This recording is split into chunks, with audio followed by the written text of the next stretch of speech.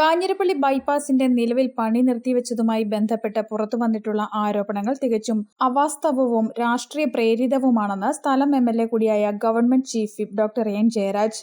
അനുവദിച്ച തുക അപര്യാപ്തമാണെന്ന ആരോപണം യാഥാർത്ഥ്യം മനസ്സിലാക്കാതെയുള്ളതാണ്. 78.69 കോടി രൂപയാണ് പദ്ധതിക്കായി ആകെ ഭരണാനുമതി കിഫ്ബിയിൽ നിന്ന് ലഭിച്ചിട്ടുള്ളത്. 24.76 കോടി രൂപയാണ് സ്ഥലമേറ്റെടുക്കലിന് ആകെ ചെലവായിട്ടുള്ളത്. റോഡ് രൂപീകരിക്കുന്നതിനും ഫ്ളൈ ഓവർ നിർമ്മാണത്തിനുമായി ആകെ കണക്കാക്കിയിട്ടുള്ള തുക 26.17 കോടി രൂപയാണ്. പദ്ധതിയുമായി ബന്ധപ്പെട്ട് ദേശീയ തലത്തിൽ ഈ ടെൻഡർ ചെയ്തതിൽ പ്രസ്തുത തുകയിൽ നിന്ന് 1.63% കുറവ് ക്വാട്ട ചെയ്ത് കരാറുകാരന് എഗ്രിമെന്റ് ഒപ്പിട്ട ശേഷം തുക അപര്യാപ്തമാണെന്ന വാദത്തിന് യാതൊരു അടിസ്ഥാനമില്ലെന്നും ജയരാജ് പറഞ്ഞു.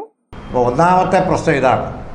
79 കോടി രൂപ ഭരണാനുമതി നൽകിയിരിക്കുന്ന പ്രവൃത്തിക്ക് ആവശ്യമായിട്ടുള്ള മൊത്തം തുക ഭൂമി ഏറ്റെടുക്കാനും നിർമ്മാണ ചുമതലയും കൂടെയുള്ള മൊത്തം തുകയെന്ന് പറയുന്നത് ഈ പറഞ്ഞ 26+1.17 കോടിയും വസ്തുവിന് കൊടുത്ത 24 കോടി 50 കോടി അല്ലെങ്കിൽ 51 കോടി രൂപയെ ആകെ ചിലവുള്ളൂ.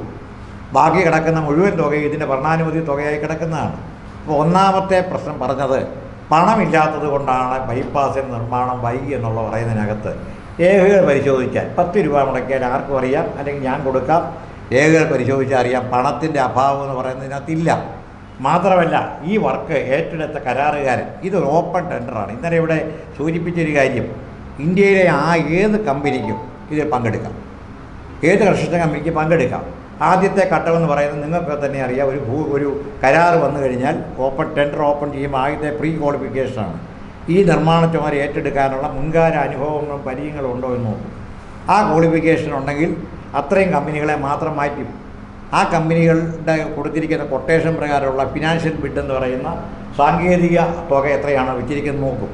ക്വാളിഫിക്കേഷനുള്ള കമ്പനികളുടെ സാങ്കേതിക ഫിനാൻഷ്യൽ ബിഡ് ഓപ്പൺ ചെയ്യും. ഓപ്പൺ ചെയ്യുമ്പോൾ ഏറ്റവും ലോവസ്റ്റ് ആർക്കാണോ അവർക്ക് കൊടുക്കും. ഇതിനകത്ത് ഒരു ഗവൺമെൻറ്റിനോ ഒരു MLAക്കോ ഒരാൾക്കും ഇടപെടാൻ കഴിയില്ല. കാരണം ഇത് ഓപ്പണായി ചെയ്യുന്ന ഒരു പ്രക്രിയയാണ്. ഇതിനകത്ത് ഇനിയാണ് കൊടുക്കണമെന്ന് നമുക്ക് പറയാനോ ഇടപെടാനും പറ്റുകയില്ല. 2009 മുതൽ വിവിധ കമ്പനികളിലൂടെ കടന്നുവന്ന പദ്ധതിയുടെ നാൾവഴികൾ പരിശോധിച്ചാൽ MLA എന്ന നിലയിൽ നിയമപരമായി സാധിക്കുന്ന എല്ലാ പ്രവർത്തനങ്ങളും ചെയ്തിട്ടുള്ളതാണ്.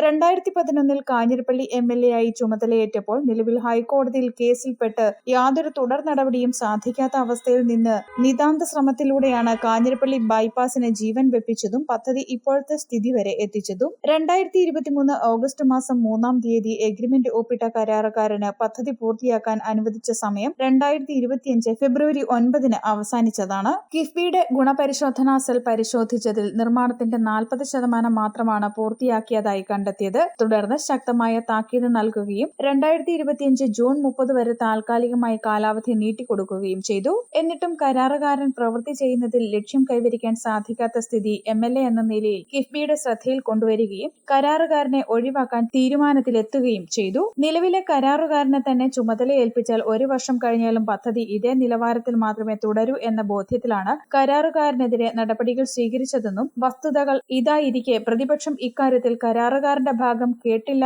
എന്ന ആരോപണം ഉന്നയിക്കുന്നതിലെ സാങ്കത്യം മനസ്സിലാകുന്നില്ലെന്നും MLA പറഞ്ഞു. പദ്ധതി യാഥാർത്ഥ്യമാക്കാൻ റീടെൻഡർ നടപടികൾ ത്വരിതപ്പെടുത്തുന്നതിന് എല്ലാ ശ്രമങ്ങളും നടന്നുവരുന്നതായും ചീഫ് വിപ്പ് അറിയിച്ചു. News bureau, Kanjirappally.